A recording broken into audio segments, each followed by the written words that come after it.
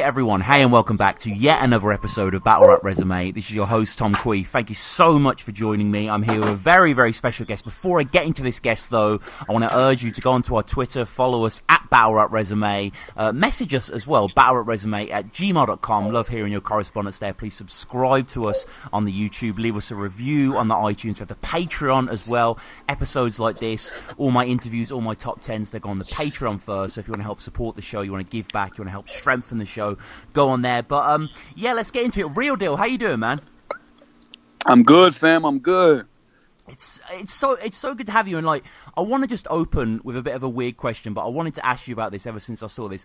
I think I saw you rocking a Temple of the Dog T-shirt. Are you a fan of the band? Oh, they was fire, yeah, man. Cornell, Vetter, that was fire. I mean, they only had that one album. Yeah.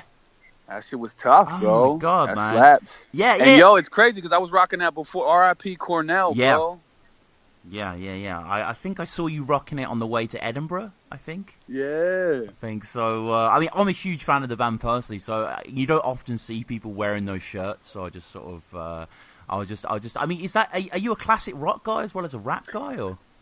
Actually, yeah, I would say classic rock before anything. See, my brother actually, my older brother, he was real down with, he liked Temple. He actually liked Mother Love Bone, too. Oh, you know what I'm saying? Andrew Like, Woods. he liked, yeah. So he kind of put me deep with some of their stuff back in the day. But, yeah, man, I grew up on classic rock, bro. Beatles, Creedence Clearwater, Stones.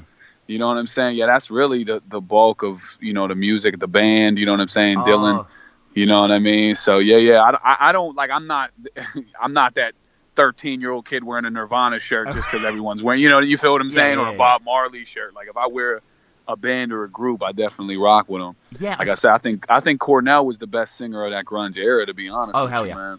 Hell yeah. You know, so that's just...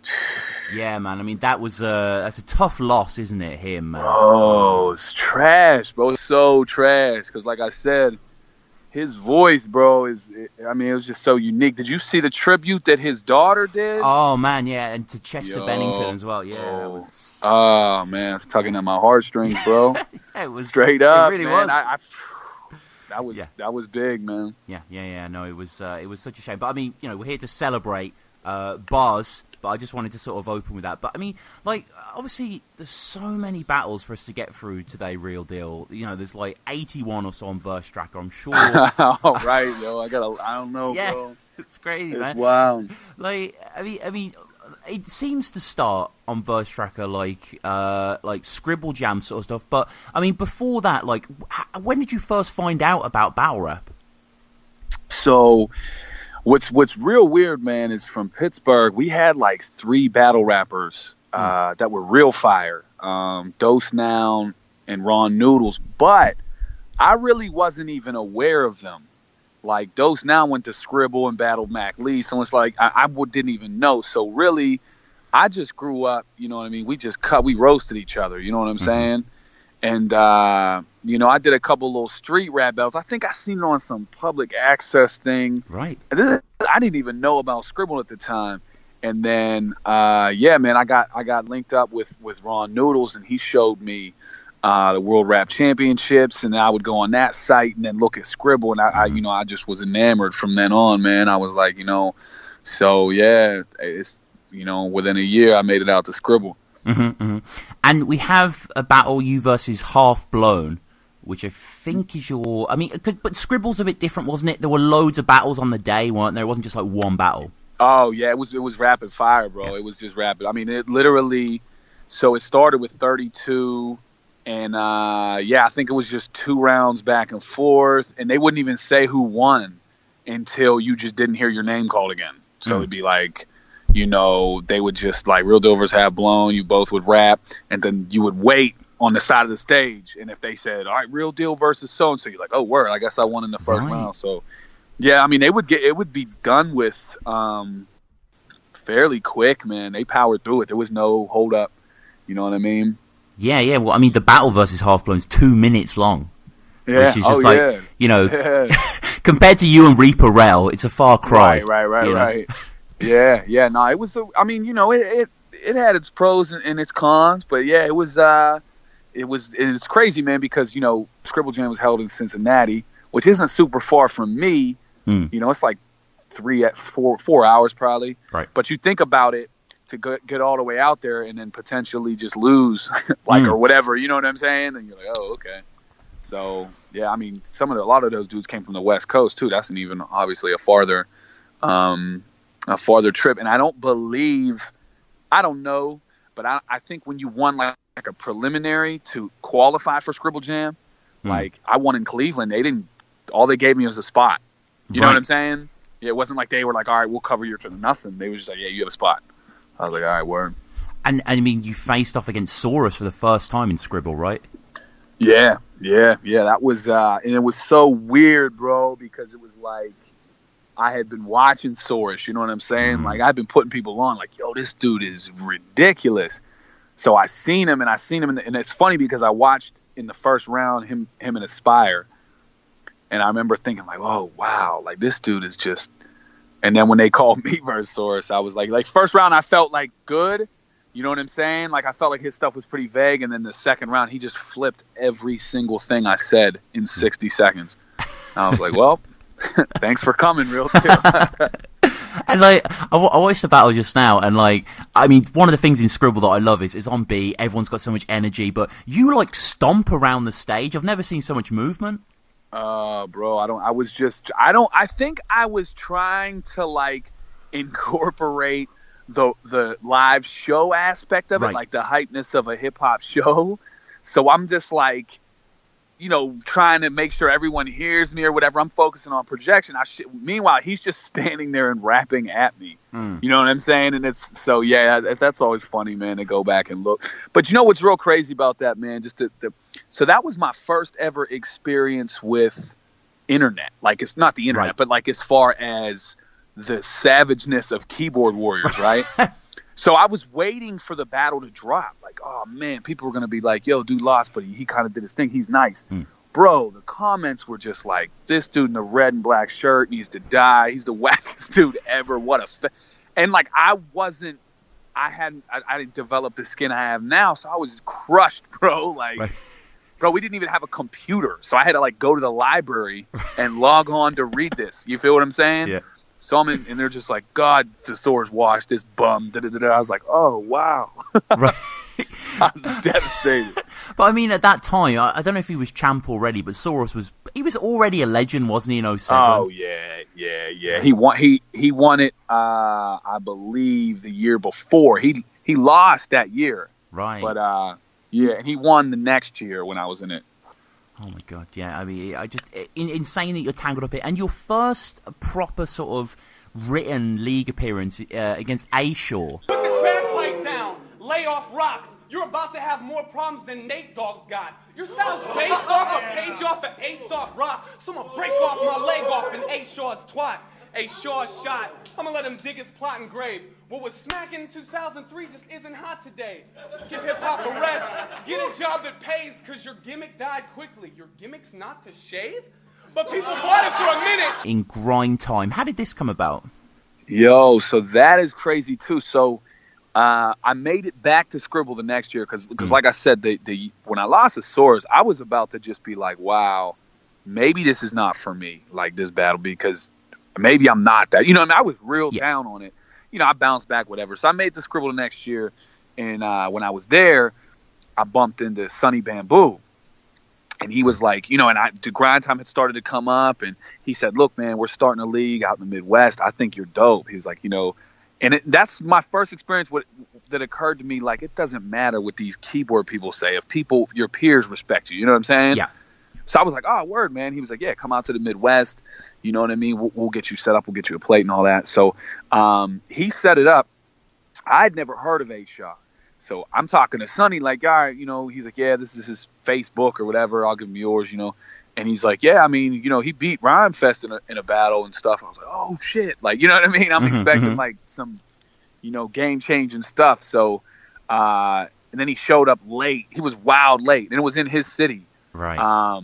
And then he just freestyled or whatever. It wasn't good. But then I found out later that Rhyme Fest, like a lot of people beat Rhyme Fest. He just did like 100 trillion battles, like, you know what I'm saying? And was like, whatever, like he didn't care. So, Yeah, that was, and I remember like Sonny had the quote, the Midwest models. Yeah. What they were like in their bikinis and stuff. Well, they were in their Yeah, bras. it was so cold, bro. It was like winter, so it was freezing. Like it was, but no, man, Sonny's that dude. So he, you know, I owe him a lot, man. He set up the first plate, and and I remember like the battles. The first couple battles were really bad. Like, they were really bad. And I was like, ooh, man, I don't know if this is going to be a good look. And then, you know, I got through my stuff and incorporated some. It was a good performance. And then Fresco and Mood Swings was fire. It's still good to me. You know what I mean? So I was like, okay, this, you know, we have a little staple here.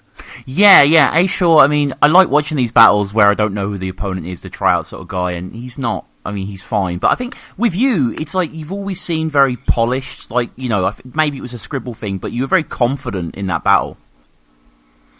Yeah, no, it was. I'm gonna tell you what, bro. I got more confident after his first round, because when he rapped and he clearly was freestyling, like clear as day freestyling. Like, I was like, okay, bro. Like, I see what kind of party this is. Like. You know what I'm saying? Like, and, you know, you get more confident as it goes on. But no, I appreciate it, man. Like I said, dude, I went over those rounds. And to think about it, you know, I think at the time they were like 1 minute rounds. You know, so I probably, dude, my whole commute to Indianapolis, which is I think like 6 hours, I was just going over these rounds, bro. I was, you know what I mean? It was ridiculous. So now I have a better system and a more efficient, and, you know, but yeah, that was interesting. And your next battle, obviously against someone that you team up with for a lot of your career, against Fresco. A lot of people still love this battle, don't they? So you know what's crazy about, like, I battled A-Shaw, and then I battled Tut, and then after Tut, after Tut I battled Fresco. I actually don't like the battle. Like, there's some of my battles that are older that I don't really care for. Like, you know what I'm saying? Like, it's weird, you know, times change, so you got to appreciate them in that time capsule or whatever. But yeah, man, I think just neither of us knew much about each other. And then, so you just had to go off real plain. So, like, you know, you got him calling me a redneck and me calling him gay. Like, you know what I'm saying? It's like, it's pretty, like, lazy, you know what I mean? But, yeah, I mean, that one, I still get people who still hit me up about that, or, you know, approach me about it, and I'm just like, yeah, that's cool. I'm glad you rock with it. You know what I mean? I guess it'd be like, you know, a band or something. Like, yeah, that song was cool, and in their mind they hate it. You know what I'm saying? Yeah. Like, like, I'm tired of this song, whatever. But, you know. But did you? I mean, after the battle, did you discuss teaming up, or did that come later? I think we had talked about it, to be honest. Maybe it was pretty soon after. Because right around that time they were talking about reviving the 2-on-2s, the World Rap Championships, and like, I had been speaking with Fresco after that, like, yo, if this MySpace, you know, we was on my MySpace, I'm like, yo, we could have a dog in the fight, like, we could have a solid shot, and then for whatever reason it just completely fizzled and died out. But yeah, that was the original idea. And then, you know, so then we did like a couple 2-on-2s in the Midwest. Or we did the Midwest one. Shit, I'm trying to think which one we did first. I can't remember, to be honest with you. Right. But I know we did one in Florida that was successful, you know what I mean? And it was cool. And it was a different dynamic, you know what I'm saying? And Fresco, obviously, just undeniable writing ability, you know what I'm saying? And he's just, and it's real weird, because it's like, it, you know, it doesn't strike you as, you know, you know, but you know, it worked for us. So, and around this time, you know, Grind Time's like the hottest thing in battle rap, you know, sort of late 2009. It must have been really exciting to be battling there. It was dope, man. It was really dope. And you know, they had obviously, it was cool that they had the divisions and the tier systems. Like, it was cool, man. Like, and they would, you know, the Cali would have these big events, and so yeah, it was definitely, there was some good times then, man. And it, you know, and it just, yeah, man, it just started to fizzle, man. Like, you know, it just started to, the floodgates opened, and you know, I think financially things got slippery, you know, when you really, it's actually a pretty, I mean, I know they're at odds now, but it's actually a really cool story, man. Like, 3 battle rappers, combine and, putting their heads together and creating something as cool as Grind Time is, you know what I mean, is forever will be dope to me. You know what I mean? I know that obviously Direct and Lush are still cool, but Ills has a fallen out. But yeah, man, I mean it was I got to do some wonderful things with it, man. So I'm forever grateful for it. Yeah, you were one of the main names to a certain extent. I mean, you battled Battle of the Bay 4, which is like one of the all-time classic events. Like any abiding memories of that? Yeah, what was cool, man? So coming into it, especially being from Pittsburgh, because Pittsburgh's not the East Coast, like it's not New York or Philly. So, the West was just so dominant at the time. You know what I'm saying? And they kind of had a way about them that they didn't mind letting you know, like that the West Coast is just the best battle rap thing going. So you always wanted to get a win over a West Coast, or at least gain respect, I guess, in their eyes. And the crazy thing is, when you get to know these dudes, they're actually like some of the coolest dudes you'd ever meet. So when I went out and battled Xi, I think was definitely, because Xi was super, super well respected amongst, the West Coasters. He was, you know what I mean? He had some great battles with like No Can Do and stuff. So to be able to go out there and have that performance go over as well as it did, was big. I think that was definitely the first time that, you know what I mean, people took notice to me on a grander scale. And battling again, Cortez. This is in Florida, is that right? The event, is that right? Yeah, and you know what's crazy, man, is the Cortez battle is another one. Like it's definitely probably one of my more notable battles. It's not one of my personal favorites, but you know what I mean? Whatever. And I think because, I don't know, but it definitely was a great look, you know what I mean? And I'm definitely, because Cortez actually at the time, he was about to not take the battle. I forget what happened, or his manager or someone was like, yeah, you shouldn't take the battle. Right. And by him taking it, and then he went to Smack right after, opened up a different avenue for me as well. So Cortez for sure played a part in me being able to cross over to Smack and whatnot. And I mean, let's talk more generally about your writing. So you're given someone like Cortez. How do you sort of plan? Like, what's your style?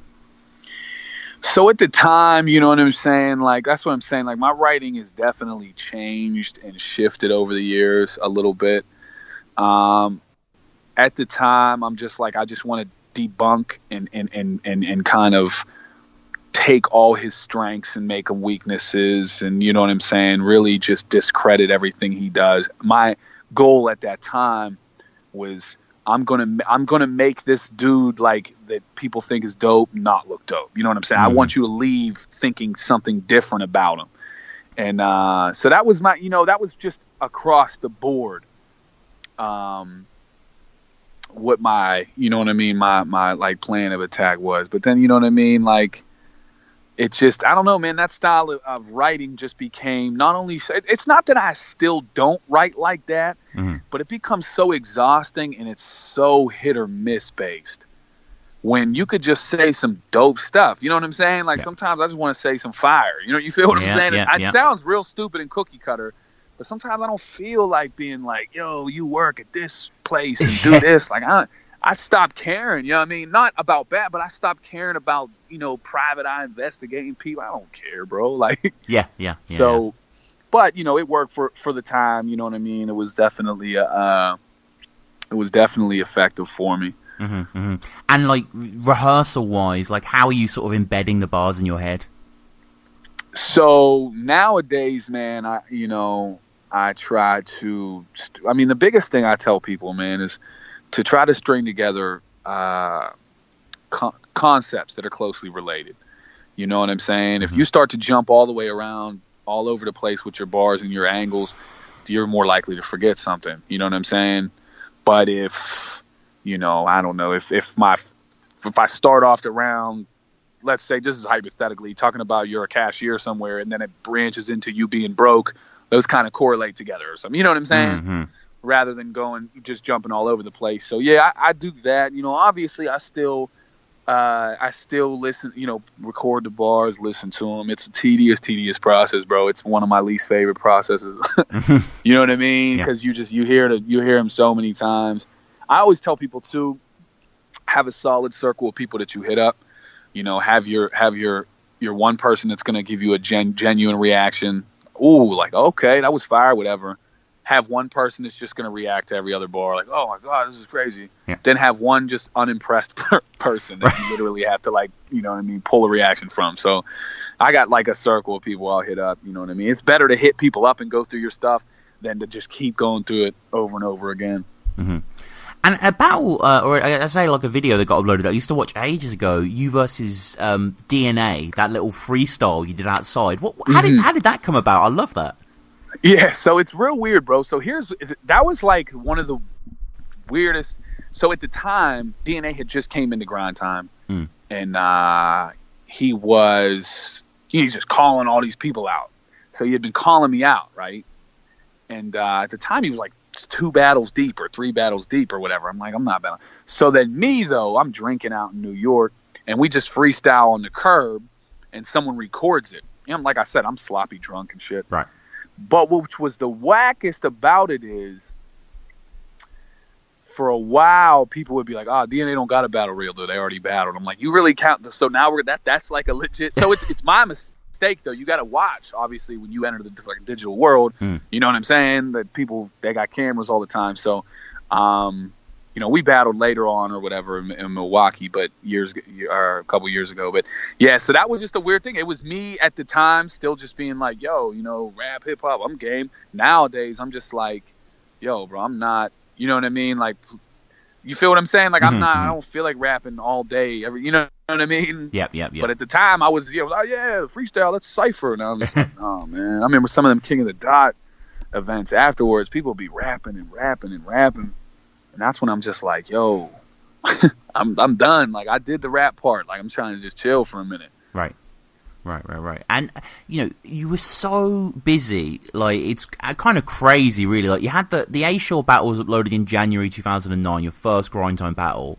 And just before we get to your first King of the Dot battle, which was kind of the end of 2010, you'd had 13 grind time battles in basically a year span. Like, how did you stay so productive?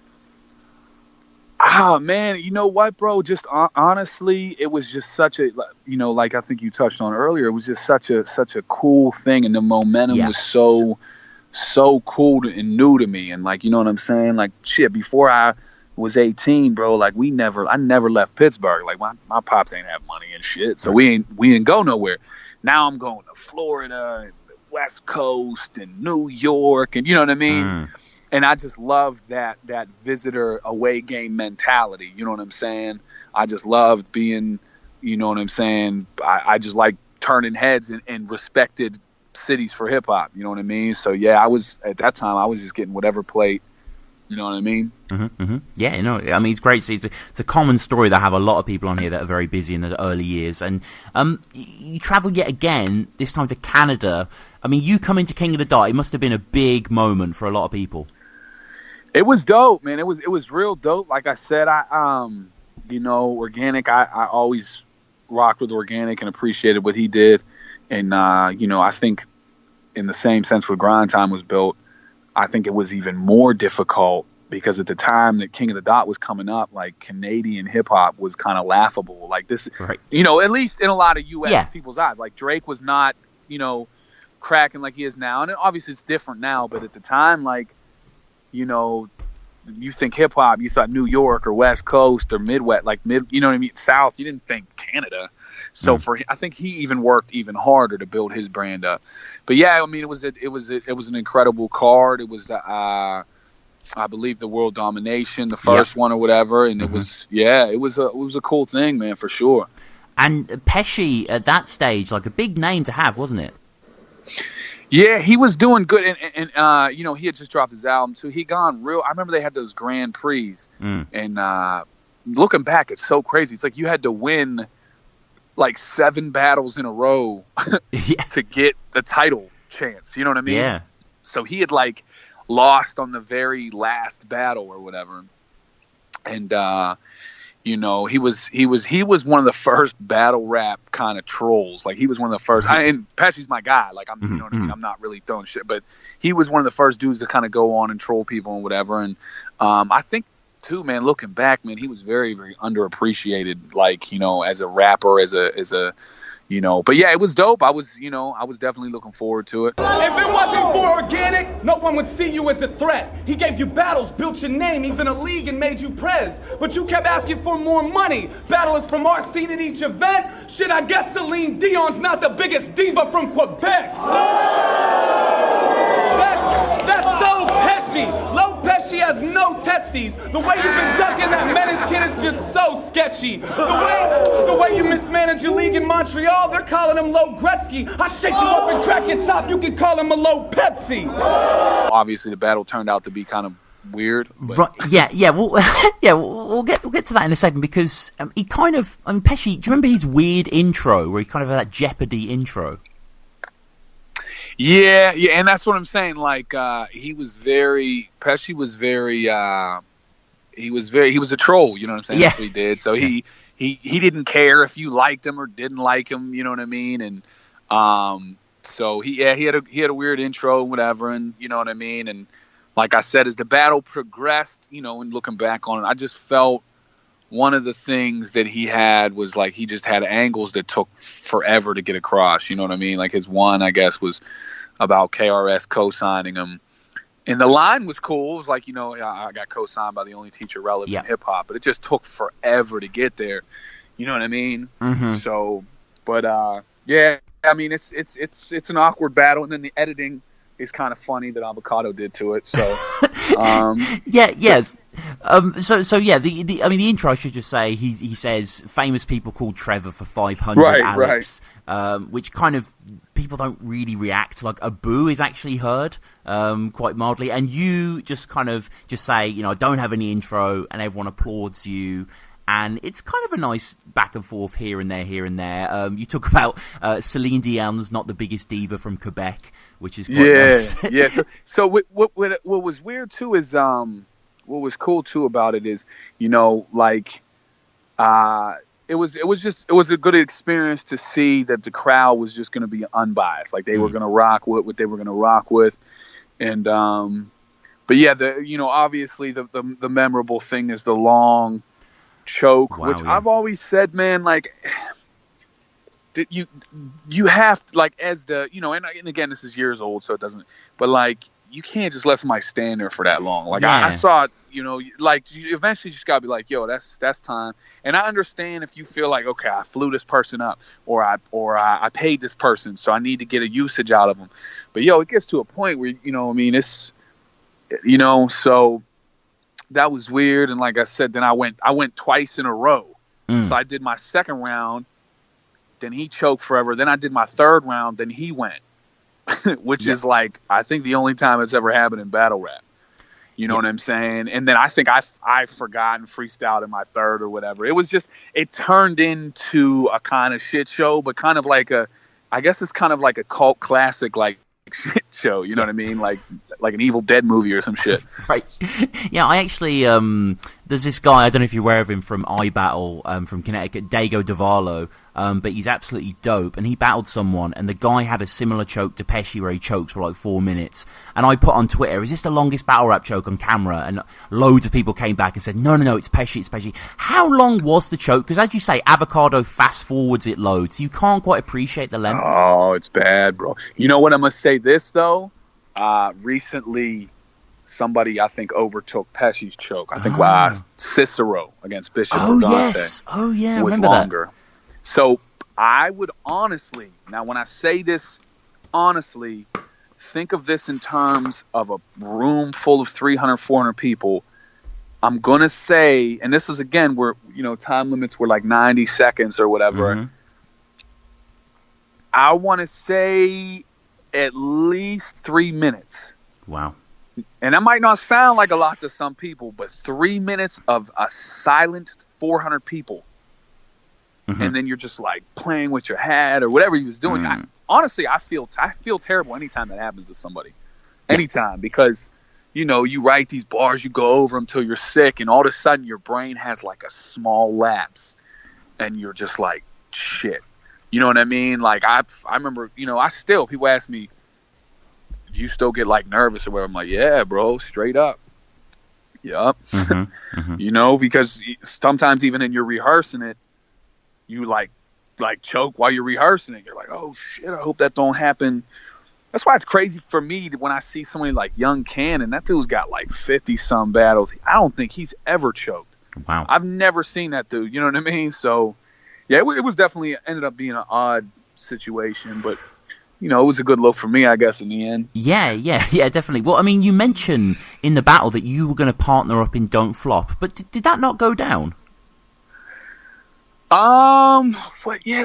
It was like a brief discussion, like he was talking, because I guess he was gonna go over, and then nothing really transpired from it. And then obviously I went over Don't Flop later in Battle Definition. So I think it was a brief, like just a, yo, would you do this? And I was like, yeah, that'd be cool. And I think that was the extent. I don't know if anything was realistically hashed out. Yeah, it's just because after his massive choke, you say in your third, like, you were thinking of doing it, but it's probably not going to happen now. You don't want to do it, basically. It was weird, but it was just one of the, it's one of the stranger things that's definitely happened during the course of my career, I guess. Yeah, I mean, we'll get to Daylight as well, obviously, which is another thing. But the thing is about, Lopez has his crazy choke, Daylight does what he does, but it never reflects bad on you, it seems. It seems like you still come out looking great. I always say this, bro. Like, I know it's become kind of a more popular thing nowadays for some certain battlers to kind of take a battle and halfway phone it in, and just, whatever. I don't know. I can't do that to me because my brand is, I've had, leagues hit me up or people hit me up, like, and that's one of the things I said, like, yo, you're consistent. I know you'll bring it. That's why I da-da-da-da. The minute that I start to jeopardize that, to me, I'm messing with my own, financial opportunities or whatever. So I just, you know what I mean? I can't really, it's not, it's just not my kind of thing to do. So, yeah, I mean, anytime, I come, well, the Daylight thing, which obviously if you want to touch on later, but that was an interesting thing in itself. But, hey, I'm doing my part with him. My only thing is, like, the only time I'll jeopardize a battle, bro, is if somebody puts their hands on me, and that's, you know what I mean? I'm talking about, like, blatantly tries to violate me. I'm not going for that. Yeah. But, but that hasn't happened though, has it?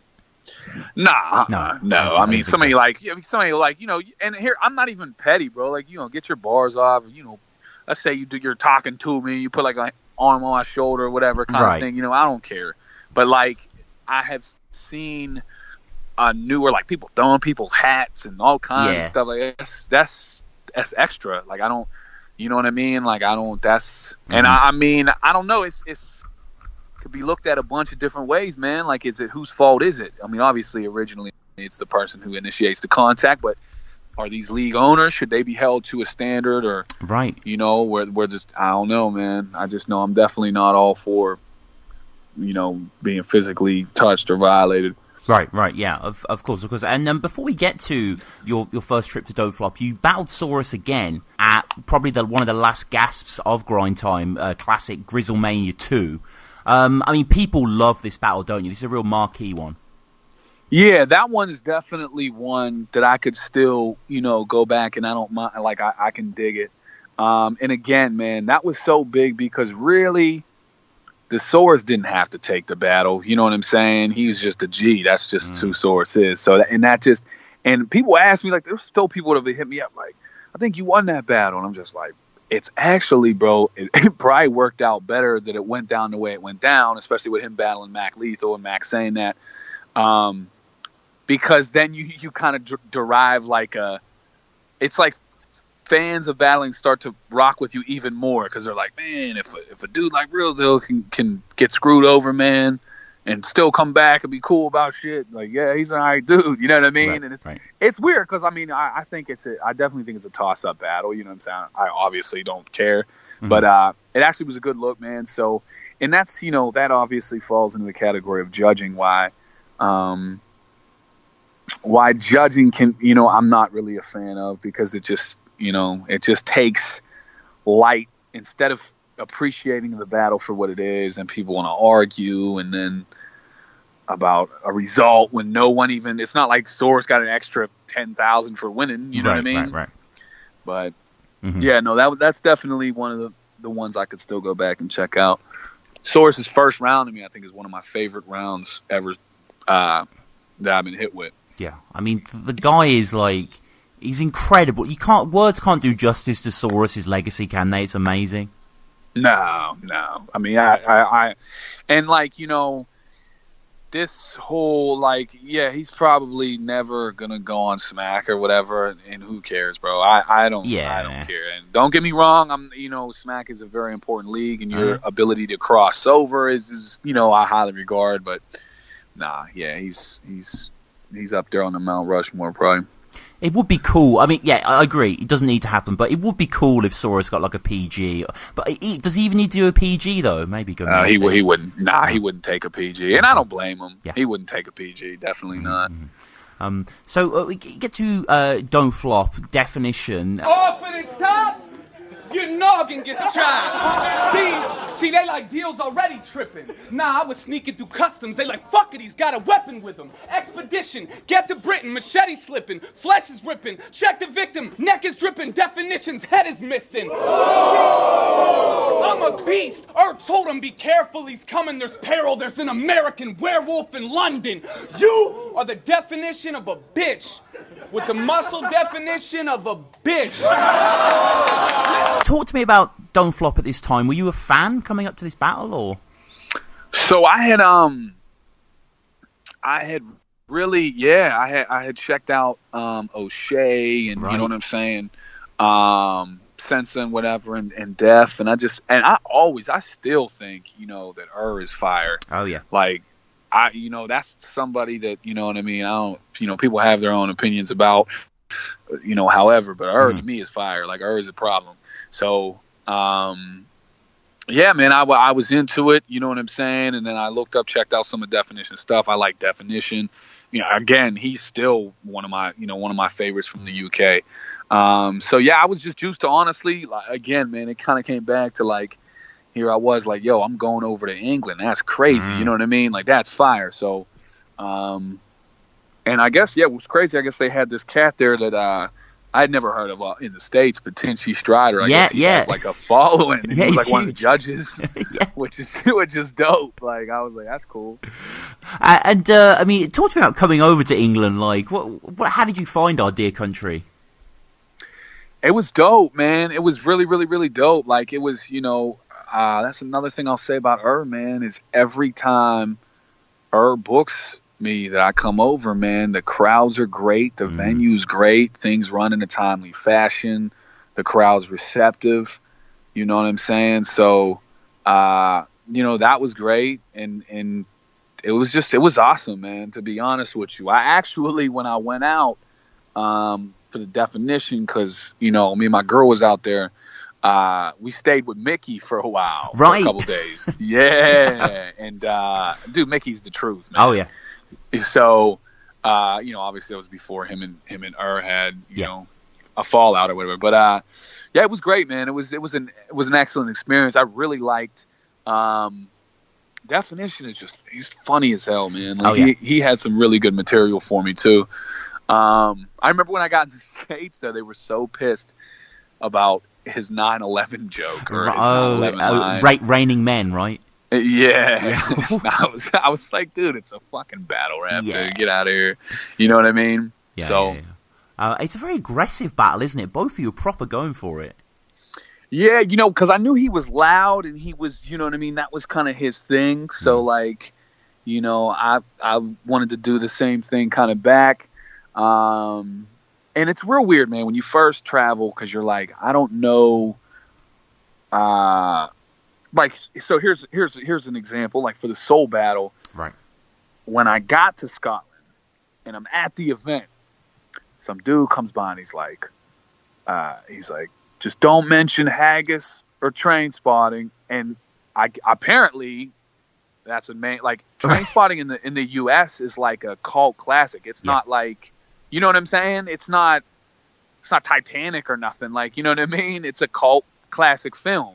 But I guess over there, it might as well be like their national, you know what I mean? The movie that represents it. I didn't know that. Of course. So the thing with the UK is the same, or not the UK, but England is the same way, where you're like, what is played out and what's not?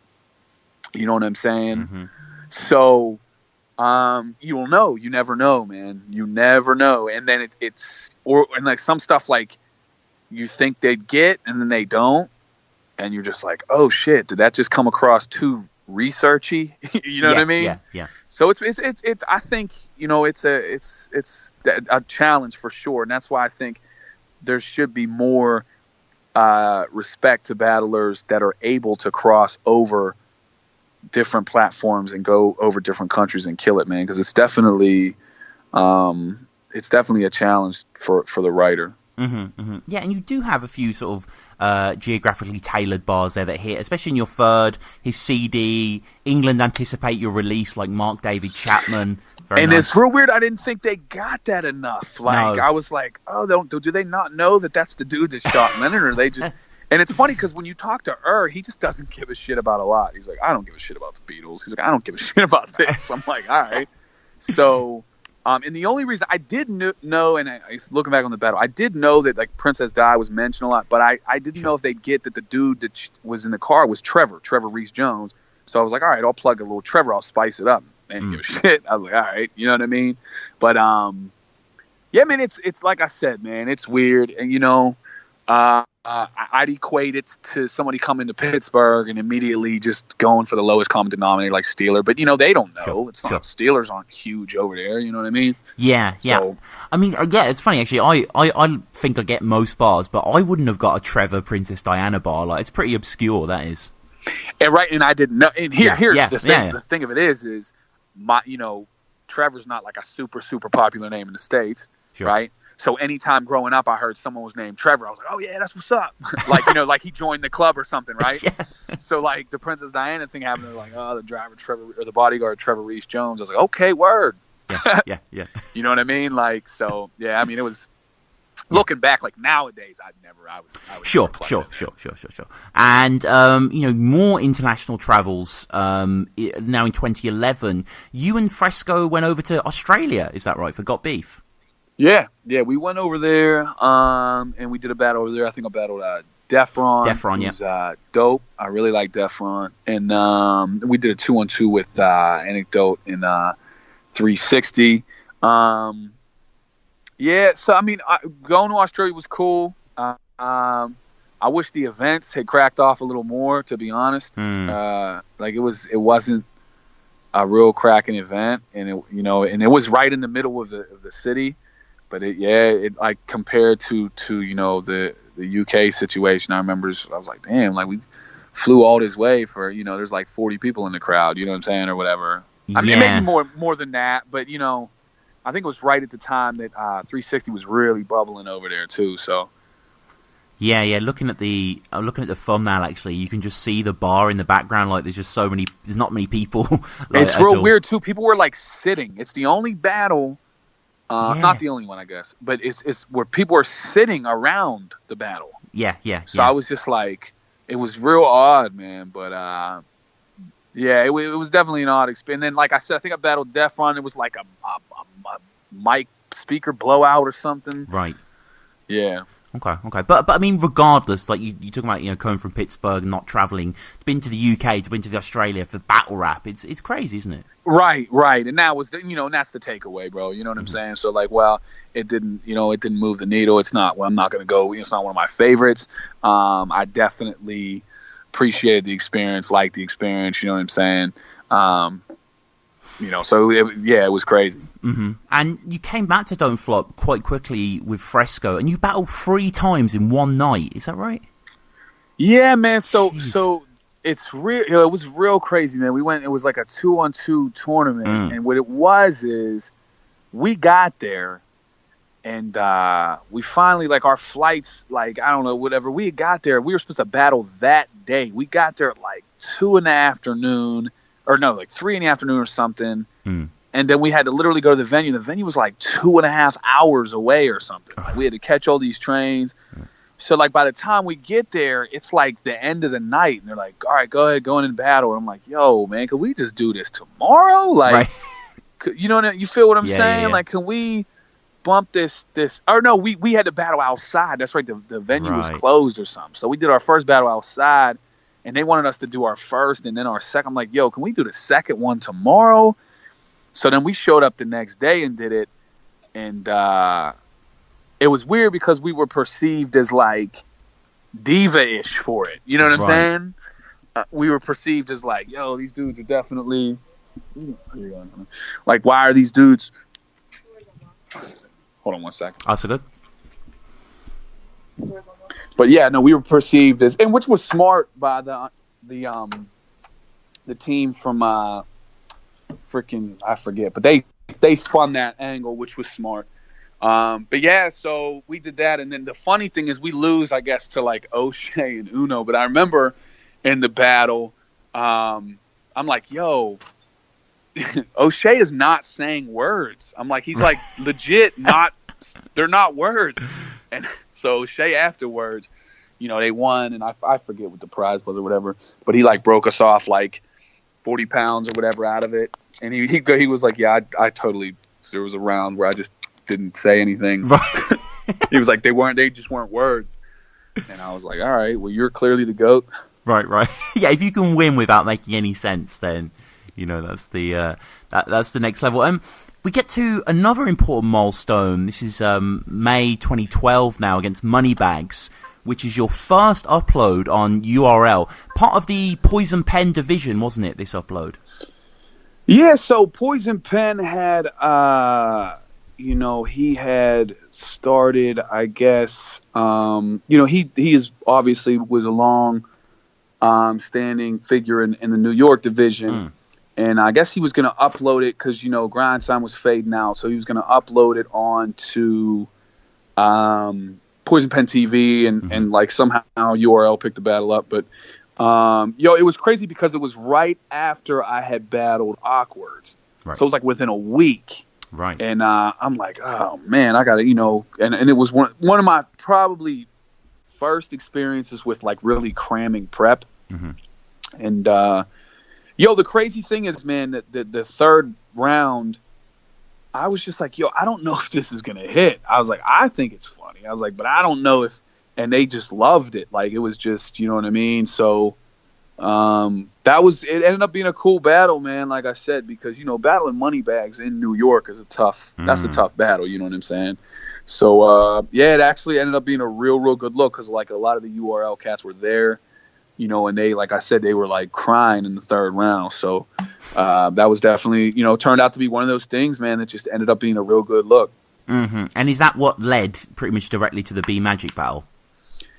So I think that in the Cortez battle, because I'm trying to think who, and you know, I'm going to tell you someone, man, for a long time is Norbs. Norbs really jumped out there for me. It was like, yo, this dude's nice, and so I had touched base with them, and they were like, yeah, you know, I think because they were in the building for the Moneybags one, so I think those two led to the B Magic battle for sure. But wait, you Black Magic though, right? Like you running with Haitians. Bitch, your real name's June. The fuck was all the other governments taking? You were supposed to be a junior, but his mom ain't know the who, what, or the date, and so his mother just named him after the month that she made him. You right, I'm a school teacher, I knew he'd make that shit clear. I never said I was a gangster, I never claimed to be a goon, dig years. I seen him talking shit on Twitter though. I started fuming with a fifth near. My teacher voice kicked in like, I can't wait for June to get here. In my opinion, a lot of people's opinion, this is a classic battle, man. Great battle. Yeah, no, I appreciate that. But yeah, that's definitely one of my favorite ones, man. And it's, you know, it's definitely gotten a lot of love over the years. You know what I mean? So, you know, and he's another one who I loved his material. You know what I mean? And it was real funny because I hadn't this was right at the time, I think 2011-ish, where I really wasn't watching as many battles. Like I think over the years, I've really decreased the amount of battles I watched. So I really didn't know who he was.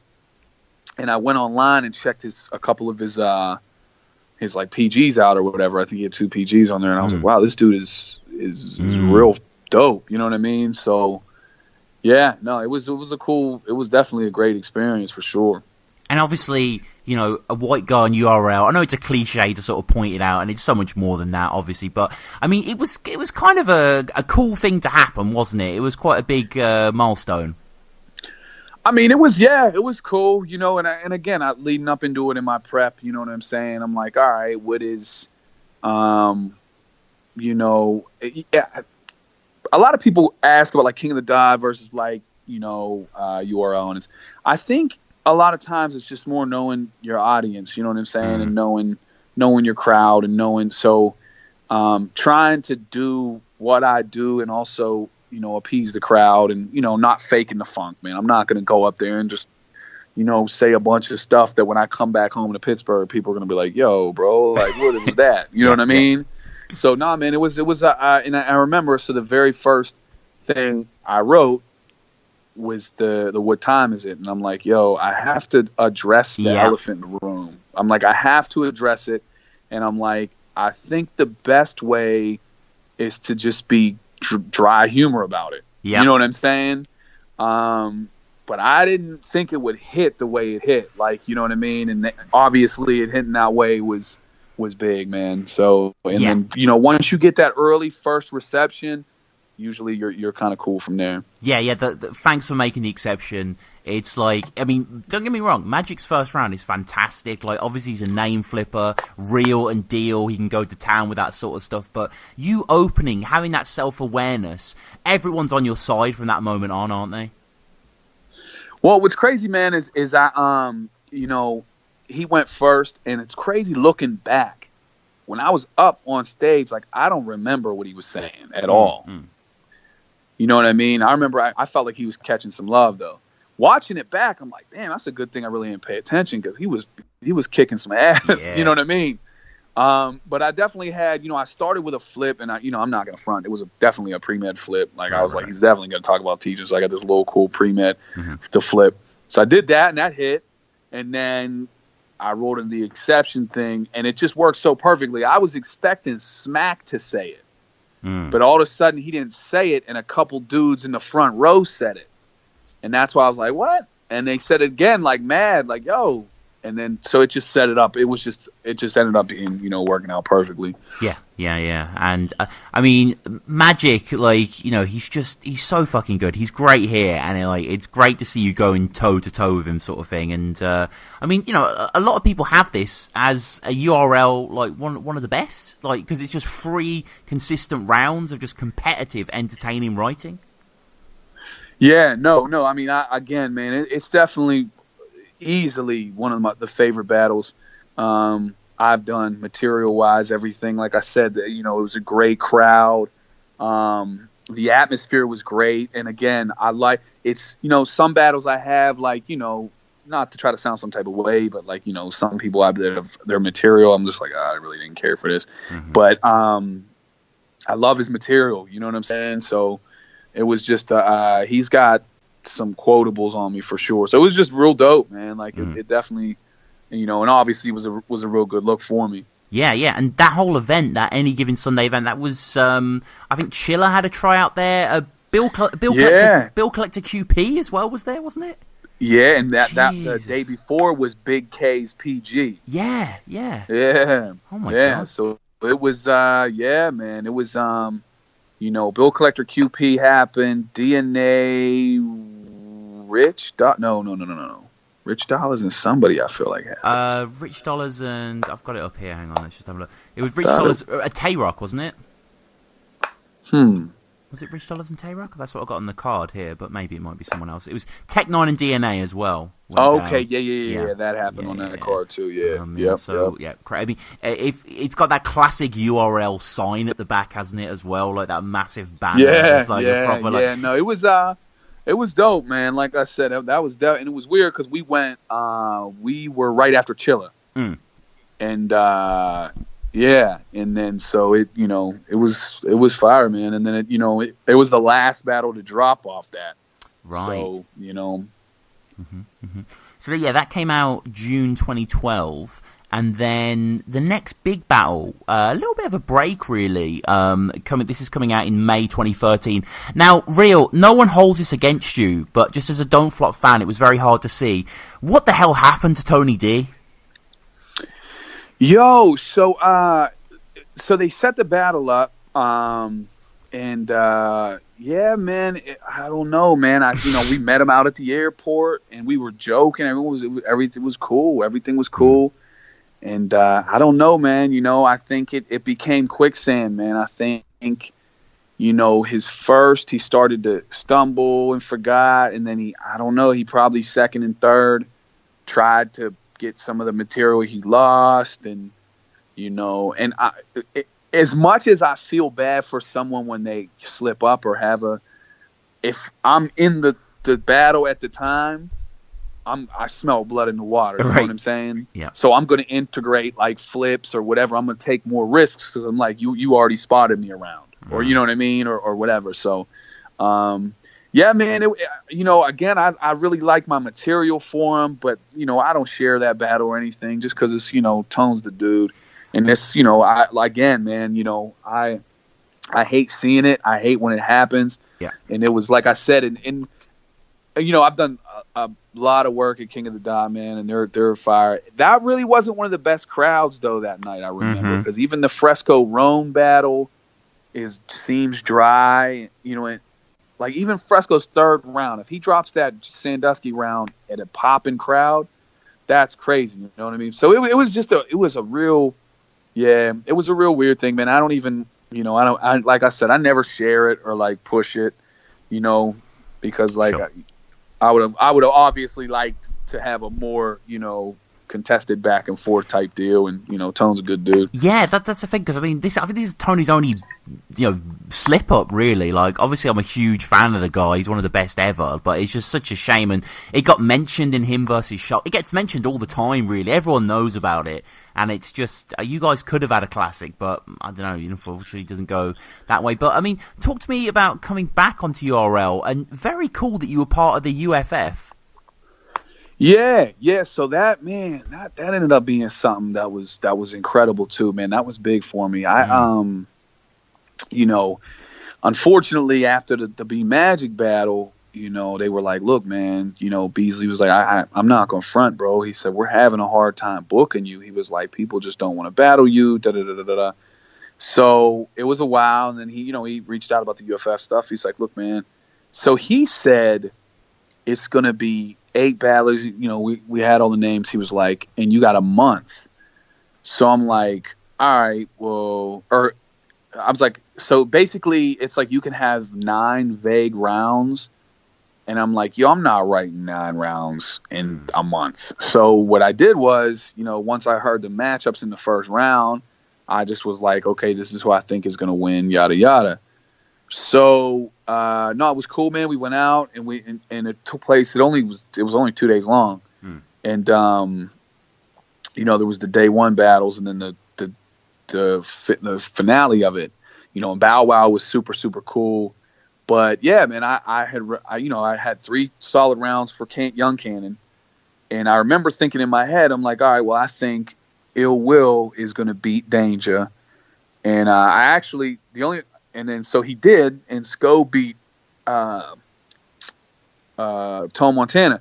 So I remember like, okay, I got a round, because I had like a round and a half for Ill Will, and I was like, I'll just write another round that day and freestyle a little bit, and I'm sure that's more than he'll have for me, you know what I mean?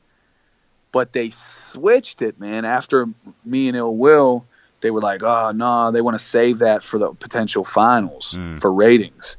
So then they're like, yeah, you can battle Sko tomorrow. I'm like, yo, who? And like I said, I just watched him battle Tone Montana and was like, I don't know. You know what I mean? Like, Jesus. We had been standing around all day. So, yeah, man, I had to try to muster up a couple rounds and, like, and like I said, he was definitely more polished. So yeah, but it was great, man. And like I said, when it came on TV, you know, it was real big for me because I think it aired in like August or July, and you know, my mom had just passed in like June, so it was so big for me. You know what I'm saying? And then what was cool is I ended up like trending on Twitter. Oh, right. You know what I mean? And it was the funniest thing is it says clearly like real deal, you know? Yeah. But if you search real deal, like real deal was trending for a second, but then like most of the searches are white dude, white boy. You know what I mean? It's like this white boy on BET is kind of snapping. Yeah. Like, damn, this white dude's all right. Like, you know what I mean? Like, and it clearly says real deal. Like, but, you know, obviously I'm not, like, offended. I don't give a shit. Yeah. I mean, that's going to happen, isn't it? But, I mean, still, like, people who are not listening and not aware, UFF, it was on TV, wasn't it? It was on BET. It wasn't on YouTube, man. so. It was on, And, dude, you know, hindsight, if I would have known how dope they, like, did it, like, they stretched it out, like, the whole summer. So the episode that I was on, they stretched the battle over the course of the show. You know what I'm saying? So they did like, it was just dope, man. Like first they did like it. I mean, it went through 8 weeks or whatever, or however, you know what I mean? So like people didn't know I was eliminated until the SCO battle, whatever. You know what I mean?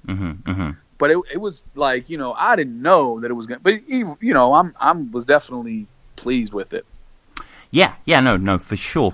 And, I mean, touch quickly on a battle that I really like of yours. I remember watching this when it came out, and it's making me feel old that it was actually 4 years ago, because I remember it being uploaded. You versus Ogmios. You know, we look at the don't flop staff like, what the hell are they seeing me? You didn't deserve this match. You got it just because, well, we teach PE. He named himself Ogmios after a fucking Celtic deity. You should give yourself a DDT, then punch yourself repeatedly. I can't believe people had the nerve to say this herd had crowd control. I can't feel that. It's just not palpable. They said he had a good delivery.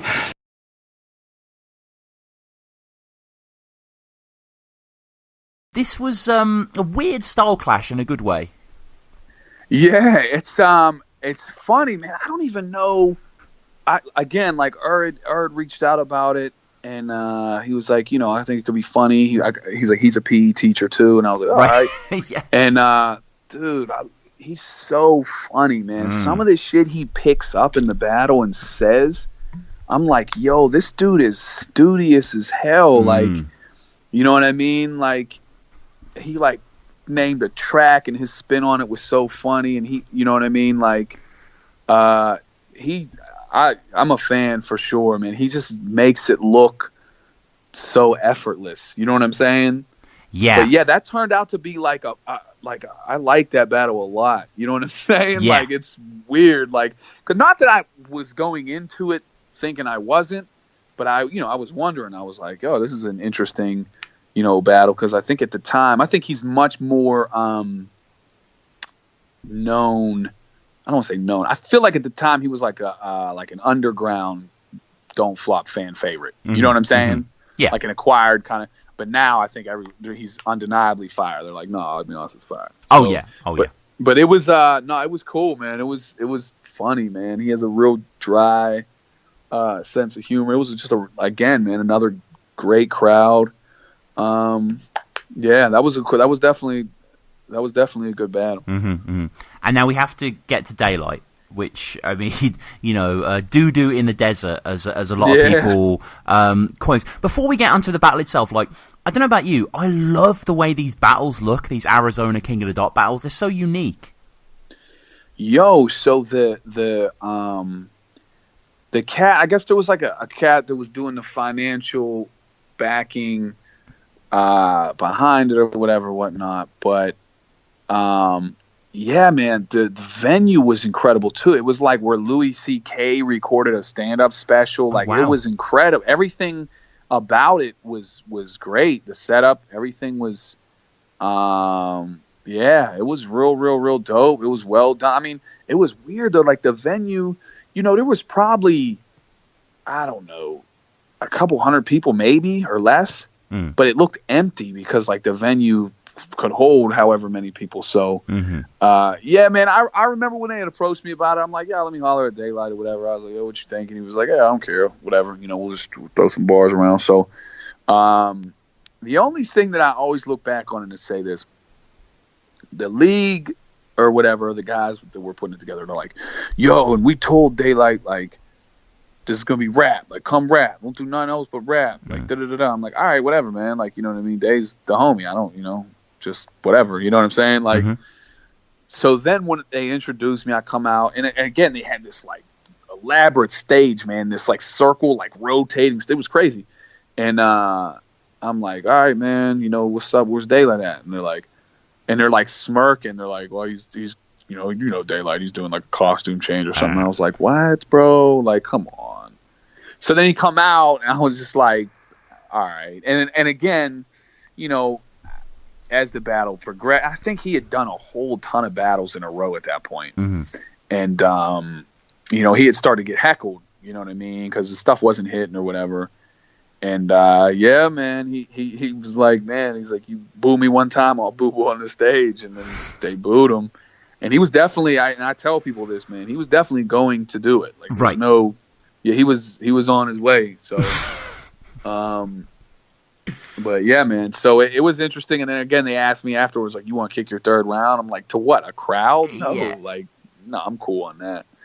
And, like, I guess for people not aware, he was wearing this weird costume where he's kind of missing his head, like a sort of headless horse. Do you remember when he did like a magic trick to that girl in the crowd? Yeah, he was like, dude, it was again, it was very, very, very awkward, to say the least. But like my thing too, though, once they scooped him up or whatever, right? Was that he was cool. I was like, yo, because I seen him outside the venue. I was like, yo, you good, bro? Like, because I don't want to see you fucking go to jail. I don't know what they're gonna say, but apparently he didn't. They really didn't do nothing but really kick him out or throw him out. You know what I'm saying? So, and then MTV did like a little thing on it, so I was like, I'll take it. Oh right, you know what I mean? All right, I didn't know that. That's cool. What did they just sort of cover the viral nature of it? Or? Right. And then you know what I mean. And then like Vlad did like an interview with Vlad or whatever. So I was like, cool, man. You know what I mean? I'll take it. And another kind of weird battle rap moment when you battled Illmac as part of the Ether event. This was kind of an odd thing, wasn't it? The whole enterprise. Very weird, man. It ended up being very, very, very weird. So. I guess, it was one of them things where somebody with some money behind it was putting an event together, and they wanted 5-minute rounds, 3 5-minute rounds. Now they'll look back on them like, whew. And then when you go there, like the crowd was just really there to see Cassidy. Like it was weird. Like it wasn't a traditional battle rap crowd. So then we get there and find out like we're using mics. Like legit mics, like not like mic'd up, but like mics like a sports commentator would have. Right. Yeah. So yeah, man, it was weird, man. Like it was just, and then the rounds when you rap, you can't like. It was just a real weird. And then so I guess the pay-per-view was available. Cut off a whole section of my third round, like half of my third round was like going in and out on my first round. I was like, all right, whatever. So, yeah, it was a real odd thing. I would have obviously ideally liked that battle to have happened on a different platform. You know what I mean? And something other than the Easter event. Because that actually, there was some, like Big K Conceited happened on that. Arsenal Thesaurus. Like it was, and I feel like the opener was like Danny Myers and Heartless. Yeah. So again, it was, and I remember they went before us. And they got off the stage, Myers and Heartless, and I think it was Heartless was like, yo, this is a weird vibe, bro. And he's like, very weird. And I was like, all right. You know what I mean? And then, like, the Disaster Cassidy was, like, started and then didn't finish. And then I wasn't even there the next day when they went to the park or whatever they went. Yeah, that basement, wherever it was. I wasn't there for that. Yeah, that was odd, very odd. But, I mean, at this point, obviously, in your career, you're like a certified vet. This is like, I don't know how many battles in. Like, where do you ever feel you're running out of bars? Because clearly you're not. Where does the inspiration come from?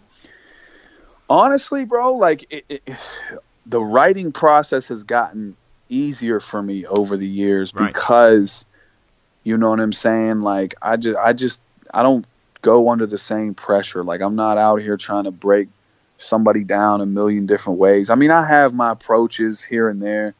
But nah, man, not, you know, as long as there's, you know, pop culture references and movies and slang terms, man, the possibilities for real are infinite, man. Like, Right. you know, and that's why you know, it's kind of unfortunate when I see like lazier style of writing, because I'm just like, yo, man, like there's so many things that you can reference, you know what I mean? So, no, I don't think it'll be ever something like that. And, you know, it was great to see, because you've been on URL a few times since then, but not necessarily getting, you know, the biggest opponents, Rosenberg, Raw, Snow, for example. Cool to see you got a Verb, but this wasn't shot by URL, is that right? Nah, man. So URL was you know, put together the battle with a promoter from here. So we had a URL card here. And what's crazy is I really like the battle. I love A-Verb's first round, and A-Verb's is one of my favorites. Like, I love the battle. So it is a shame. It's weird, man. Like, one of the things I hate seeing is when like a good battle, and then a bunch of comments are like, "Oh, the camera quality." It's like, bro, we used to battle under far worse camera qualities, but you can power through it. You know what I'm saying? Like, you'll be all right. You know what I mean? Like. So, like, the same thing with the Roan battle. Like, I love the Roan battle in King of the Dot, me and Roan. Yeah. But, like, I guess, like, I don't know, maybe I'm tripping, but the audio or whatever, people are like, oh, you know, the quality's not that great. I can hear everything. You know what I mean? I can see everything. No, it's not. It doesn't look like a movie or nothing. Right. It does its purpose. So, yeah, no, the Averb battle, I was happy because I knew that A-Verb was going to come bring it. I knew he had that respect level for me, so it was definitely dope. Yeah, no, awesome. He has that, sounds like Africans and we're loading a pistol. You know what, though, bro? That was very fire, but he has this thing where he says, and I tell people about why I think this is so fire. He has this basically breakdown of, like, you know, how I'm supposed to beat him or something. I can't remember what it was, but he says, his analogy was, this is Elvis's chance to outdance James Brown. And I just thought that was so fire to me. Because in the States, like, Elvis is not endeared with black people. Like, you know what I mean? Right. Like, many people think, or it's pretty much documented, that he was given black people's music. Yeah. And, like, they never benefited from it. You know, they just, you know what I mean? So, like, you know, a lot of, like, black people were just like, yo, man, he stole our music, and then, you know what I mean, was an icon. So James, and obviously Elvis was known for it. I don't know, it's just so fire to me. It's just one of them subtle things that, you know, Verb does. He also goes, if they commend you, I'll commend you. And I just think that's so fire. That's fire. That's what I'm saying. And he just, that style, I just love that style of actually rapping, that internal bar structure. So yeah, he had some great stuff. And just let's touch quickly on your battle. Not only, you know, it's not one of your most widely viewed ones, but he's one of my favorite writers ever. QP. Like, I mean, sick that you battled QP. Yeah, man. It was so QP is you know, a lot of people have adopted and do the word association style. QP to me will always do it the smoothest. Like, he's just the smoothest with it. Yeah. You know what I'm saying? I mean, his mannerisms, everything about it. So, that was out San Diego on a smaller league, man. But it was a dope battle. His second round, he forgets, and a lot of people don't know that QP is one of the best freestylers, I think, in battle rap. Yeah. Like, legit freestyles. Like, he will walk around and like he was doing it all day. So, like, you know, I think the people, like, you see, like, Sharon and people like DNA, and you, like, honestly, I'd prefer to listen to a QP freestyle over them. Right. Because it's just smoother, you know what I'm saying? But obviously they have probably bigger haymakers in their freestyles. But yeah, so he freestyles a second, but it's actually dope. He, like, roasts somebody behind me, and so it was man, it was a cool battle. I like that battle a lot. Receptive crowd. it was one of them ones where, a small league thing turned out to be pretty dope. Mm-hmm. Mm-hmm. Yeah. His third, in that is intense. And a battle that I loved from you, and I think a lot of people have a lot of time for this battle, when you went against the guy Award on the Gully Gannet card. I mean, he's something special, right? Yo, he's real good. So, I'd been approached by the opportunity, and I thought it was dope. I wasn't I hadn't really seen much of his stuff, and then I watched a couple of his battles, and it was weird, man. It was one of the first times where I'd seen people in like the little groups and stuff. They're like, "Yo, I got A-Ward beating real deal," and I was like, "Yo, word!" Like, you know what I mean? It was weird, like, not that, but I'm like, damn, he got 2 battles. Like, he just. So I'm like, that's when I kind of was like, well, I ain't gonna be a stepping stone, bro. Like, so yeah, man, that was a battle where, like I said, right off the bat, he had freestyles right off the rip that were fire. He's good, man. He's really, really, really, really, really good. And he he said he had like 3 other rounds prepared for me, and you know what I mean? So his was like a process of selection. And it's weird because I battled A-Ward then. I battled Reverse live on No Coast the week before. Right. And I love that battle too. So I battled him a week before, and I was battling in Philly 3 weeks after A-Ward. So I think a lot of people are like, oh, Real Deal ain't going to, he's not going to, I don't take it serious or whatever. I don't know what they were thinking. But it ended up being, a great battle.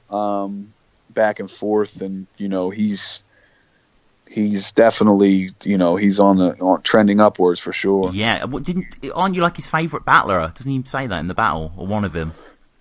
He said he had told someone that he was I think he was like talking to a league or something, and he said that he's like a mixture of like me and Sog or whatever. So yeah, but his proof across the face line was just, oof. Incredible. I remember hearing that line and being like, sitting down after it. It's amazing. I mean, here's what's crazy too with that battles. It's weird because he battles DNA next, and I actually liked his material for me. Yeah. Better than his DNA material, like a lot better. And but that'll happen. You know what I'm saying? That's all perception. So yeah. I mean, he's definitely good, man. I'm intrigued to see what's next for him, for sure. I think the sky's the limit for someone like him, really. Like, I you know what, man, he really doesn't have a lot of weak spots, man. Like, you know what I mean? He can freestyle.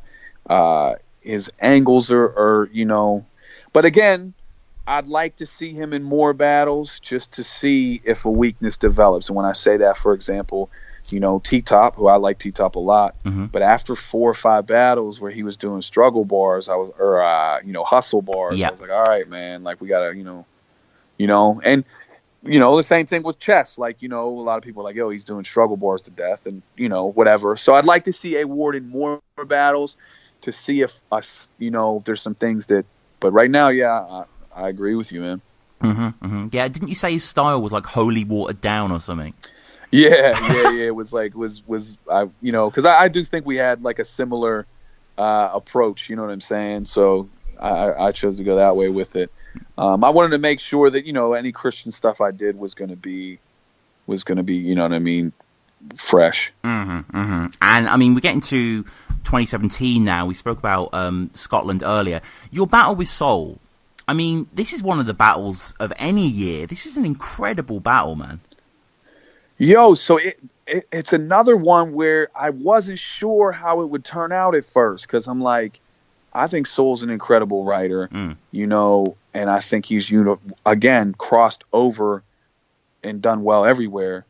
And again, I don't watch as many battles and I was actually there for him in Nestle, and I was there for him in Sketch. Right. And I just remember being like, oh, this is dope. So then when I watched it back, I'm like, yo, this dude is really, really, really good. Like, and I remember, like, I'm at work during my prep periods, like, watching some of his battles. Like, yo, this is, like, what he did to Raptor was just, I mean, and oof, yeah. And, his battle with the homie before that, oh, God, I'm forgetting his name. It was a C major. C major. Oh, the title. Yeah, crazy. That was a good one too. But like, he was so. Man, the environment was crazy, and so I was at the, I'm upstairs just going over my stuff, and that's, like I said, it's funny because some guy goes, some random dudes, oh, thanks for coming out, and he's like, just don't say any haggis for train spotting bars. I'm like, damn, I got a train spot bar. I mean, it really wasn't I wasn't a build up. I wasn't doing like a word association, and there was like 7 other things that was dope, and I was just like, damn, I didn't know it was like that. You know what I mean? So, and then he says it in his first round. He's like, spit your best train spot. I'm like, damn, bro. So, that was no, I love that battle, man. And he's another one, man. He had some incredible, and some of them I didn't get, you know what I'm saying? But I'm not supposed to get everything. Yeah. Like, I didn't know at first what start time was or any shit like that. The crowd, man. It was one of the things, bro, I'll be honest with you. Like, he's a good dude, man. And the crowd, bro, it was like the reception that they gave him was like Jesus in Nazareth. And it was crazy because, like, he says it in a post afterwards. He's like, yo, I almost teared up. And I'm looking at him like it looked like it. But in the same token, I'm thinking, bro, good for you, bro. Like, you had to go to England and do all these battles, you know what I mean, on everybody else's home turf. You went across the state. Like, good for you, bro. Like, and again, they were very receptive to me as well. You know what I'm saying? So it's not, but it was great, man. Great crowd.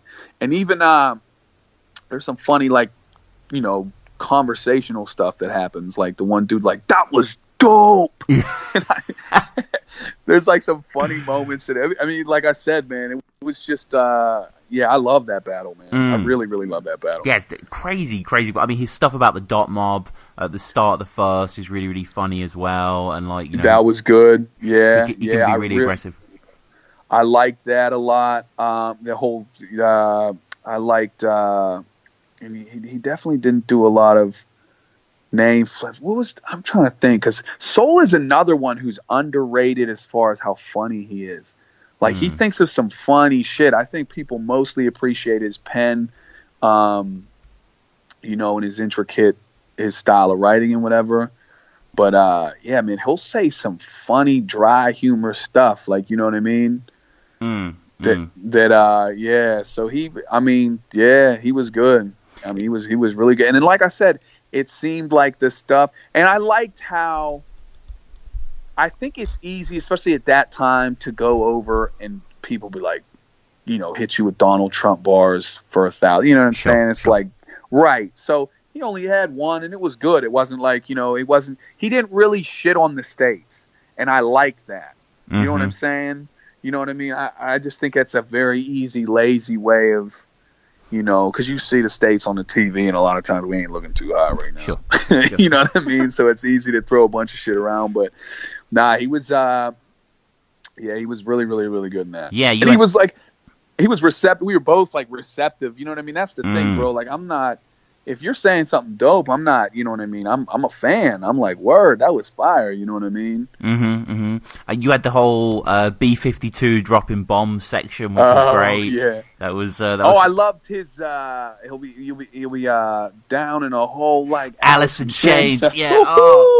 And that's what I'm saying. Like, shit like that, I appreciate. And I literally like kind of fucked up his round on accident I'm like, yo, I'm sorry, bro. That was fire. My bad. Like. So his shit was, and another thing was cool, bro, like, which I'm appreciating even more now, is obviously like his rounds was, they was 2 minutes or whatever. He was not fucking trying to, unload 10-minute rounds on me, bro. Like, that's something it's happening more and more of nowadays, and I don't know, man. It's a weird thing, man. And the whole Kurt Cobain face swap line was killer from you as well, like.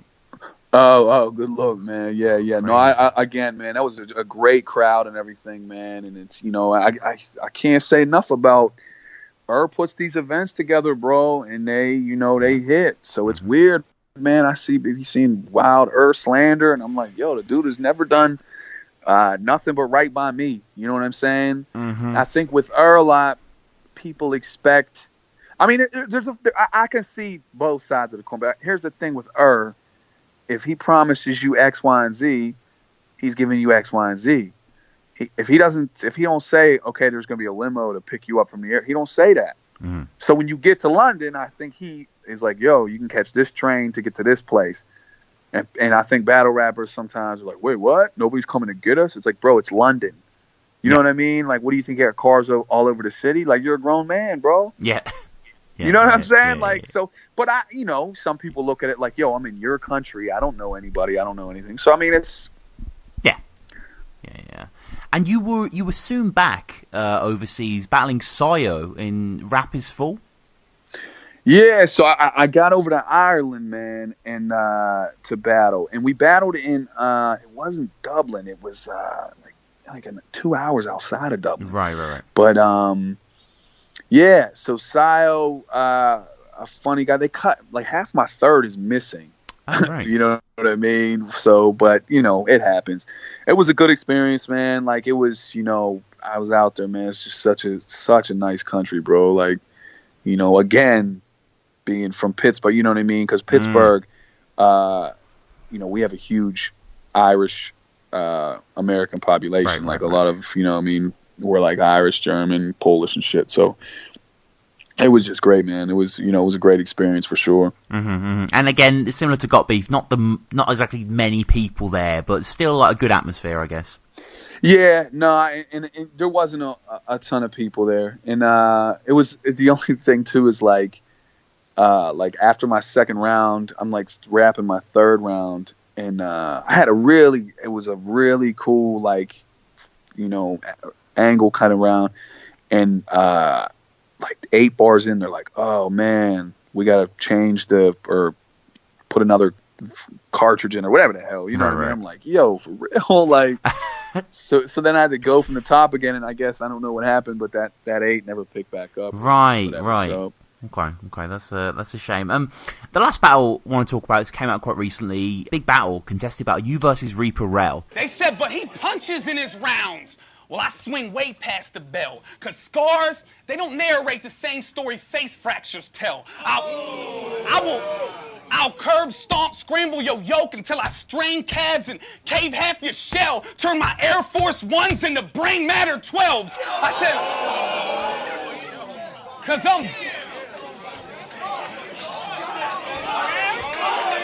fucking go! I mean, how did this come about? It's quite an inventive matchup. So, like I said, man, like it had become, cause it's real weird, man. Like you look at the Soul Battle, which I think is infinitely better than me versus Reaper Rel. Mm-hmm. But it's got like 63,000 views. Yeah. Where me versus Reaper has like 200,000, right?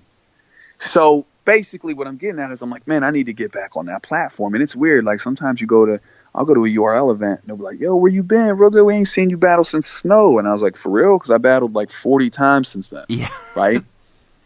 And that's a kudos to them, man. They built a strong brand and a loyal fan base. So at this juncture, I'm like, look, man, I'm just trying to get back on the platform. And we had been supposed to battle with this Born Legacy event, and that didn't really work out. It got pushed back or whatever. So this Ascension card, it come together. And originally I liked it. The looks of it, I'm like, yo, this is gonna be cool. Seeing some of these dudes back and da-da-da-da. So it wasn't necessarily like I was like, I need to battle Reaper. It was just like, yo, I just need a plate on this platform. So and Reaper was like the first dude on Eurgh. I was like, yo, I'm down. Let's get it. You know what I mean? And I was like, word. So I checked his footage out, and yeah, we made the event happen. It was New York on the Ascension card. But then like it turned out just being weird, man. Weird for a multitude of reasons, man. First, the crowd, it was not a big crowd. And every other URL event I've ever been to, bro, is like to capacity packed, like fire hazard status. And this was like maybe 60 people. Really? You know what I'm saying? That yeah, God. Bro. And it was nice, dope venue, the whole nine. But it was, and then like it was, yeah, I don't know, man. And again, when I say 60 people, think of how many battlers and people that they came with alone. Yeah. Right? So like really just people that came to see a battle was a small amount. And it was kind of Ascension's like being remembered as a bit of a choke event, wasn't it? Reaper included. Oh man, it that's what I'm saying, man. It went so there was a choke in every battle. You know, in every single battle. It started off it was Dot versus Mo Moolah or something. Moolah chokes, and then Reaper chokes in his third, and then man, it was chokes all the way up. And round lengths as well. It was pretty unbalanced.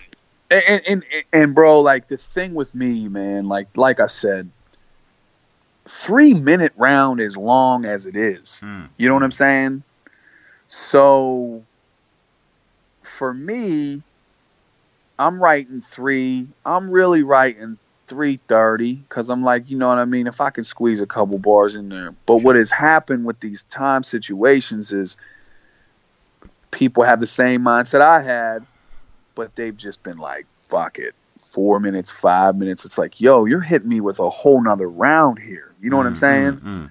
So, you know, like I said, man, the rounds just seem so long. And I remember even after his first, I was like, that first was kind of long. And then his second went on for days. And then his third, again, was, I think, that was a pretty long choke. You know what I'm saying? That was a super long. That was a long ass choke. So yeah, man. And then, like I said, bro, like, you know, obviously it's a dead issue now, but the shit that they were doing, like that, you know, the Mike P situation had pissed me off. You know what I'm saying? Because it was just it was extra, bro. Like it was, you know. And again, this isn't. You can think however you want about the battle, okay? But this is 80 battles deep. I don't just make shit up. Like I said, it was very, you know what I'm saying? Like I was like, yo, like chanting at me and shit, like some heckling stuff. I was like, yo. And obviously, like, you know, we spoke, I squashed, and I, you know. But my thing was they had approached or talked to us about battling, me and Mike P. And I was like, and Mike P didn't want to do it. And I was like, yeah, I don't want to do it either. Then I can, you know, whatever. That'd be dumb to just continue to put the only white people again. Yeah. So it's not that I thought, well, he was like, cool, like, how can he do this? But it was like, if you wanted to say something to me on a stage, you had that opportunity. I don't know, it was just like a weird, like I said, it was very weird, man. And the third round was like messy, and then, you know, like the crowd kind of after the second was just like, you know, so it was definitely I want to say like a learning thing for me too, because I was like, all right, man, like this is some weird shit. I got to be a little bit harsher. And it's you know, since then, you know, Norbs and they've all come out and said like rounds are going to start being timed, bro. You know, and I said it right, and and then when the battle drops, the round lengths are like, and you know, obviously I did that interview. I don't know if you saw it. Yeah. The soccer mom. Yeah, I mean, it's funny, but, you know, hindsight, like, and I said this, you know, to him. I was like, yo, that was excessive. I was like, you know, I mean, that was 10 Coronas deep. That was excessive. Right. You know, so I said I had a dog in the fight. I had a point, but that was definitely excessive. So, you know, but, yeah, it is what it is. And I mean, like, you battled so much in URL now. You got a lot of respect in URL. Like, it wouldn't be unreasonable to see you on a Gnome or a Summer Madness. Am I being mad? I don't think at all. No? I don't think at all, bro. At all, you know.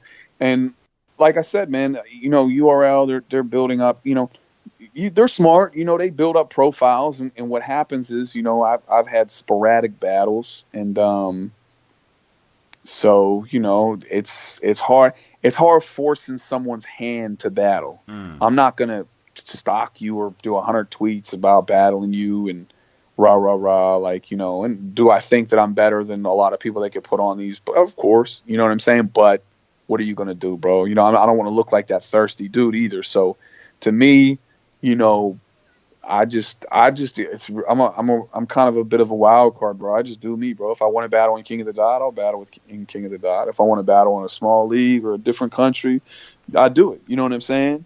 And maybe, you know, maybe that's not smart for the brand. I don't know. Maybe but shit, I know get out there, have a good time. I was in Vancouver, had a blast out there battling. You know what I'm saying? So, ideally, that would be great. I would love for that, to happen. And we're always in talks. I always talk with Beasley and them, and see what they're cooking up and putting together. But yeah, man, it's I don't know, man. Like a lot of the new waves of battlers, man. I don't, and I don't want to sound like that dude, but like I don't know. Some of them don't really do it for me, man. Right. So right.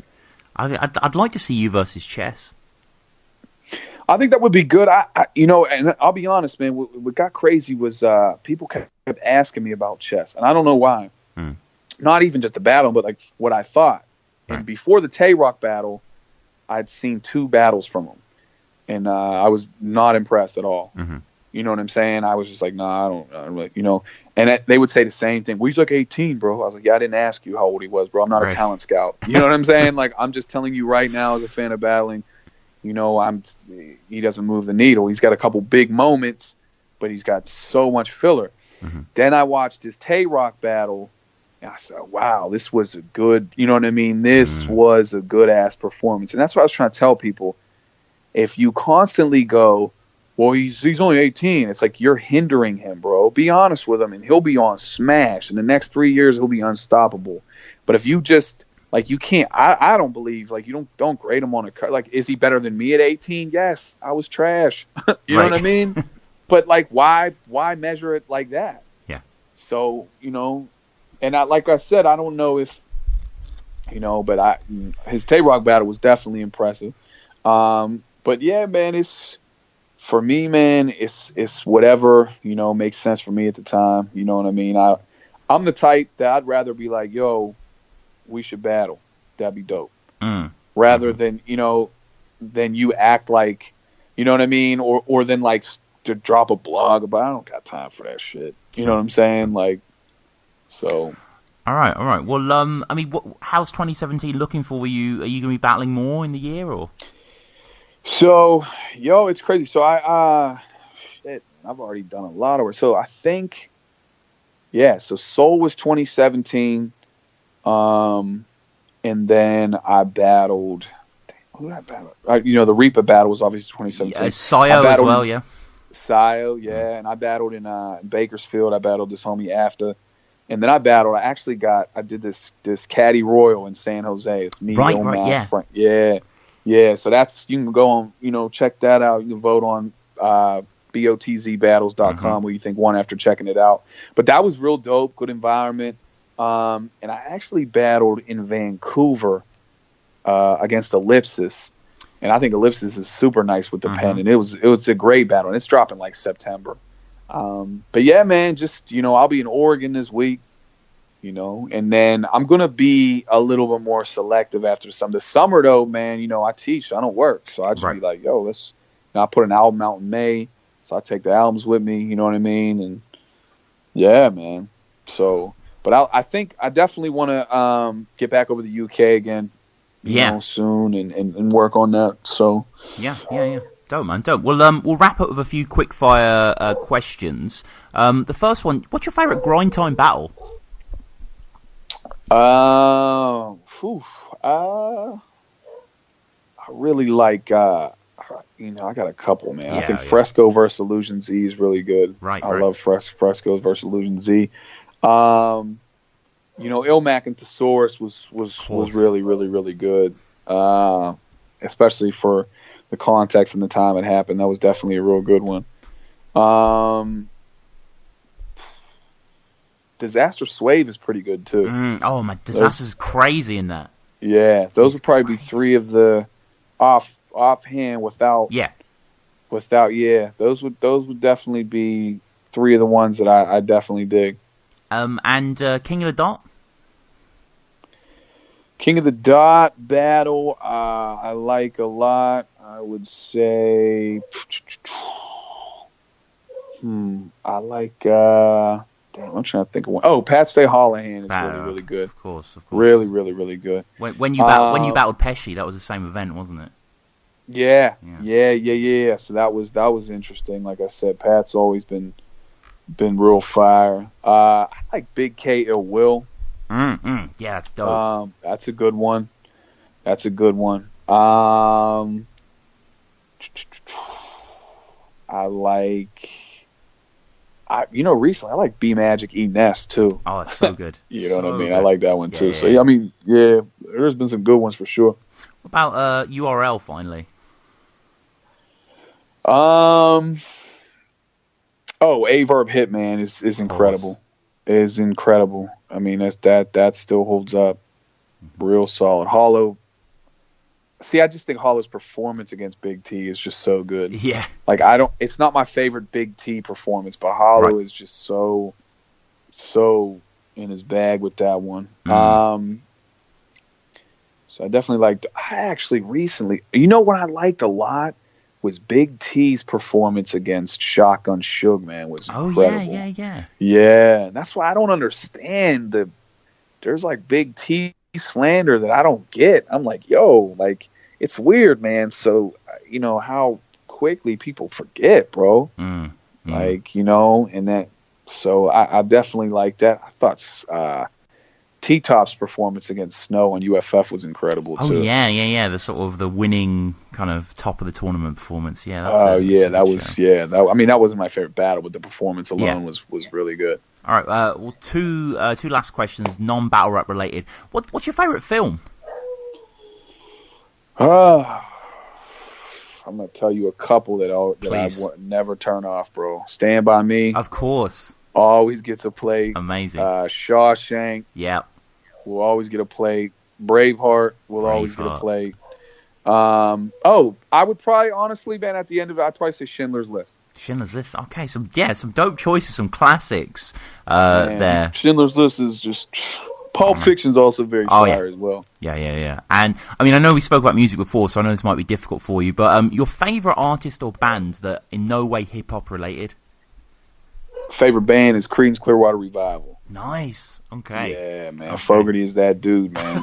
CCR is the truth. I rock with CCR heavy. All right. Bob Dylan's probably, he's up there. You know what I mean?